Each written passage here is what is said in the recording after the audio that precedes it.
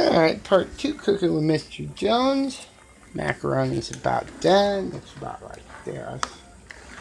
Pretty much ready, consistent. A ham steak that I had going with some maple syrup.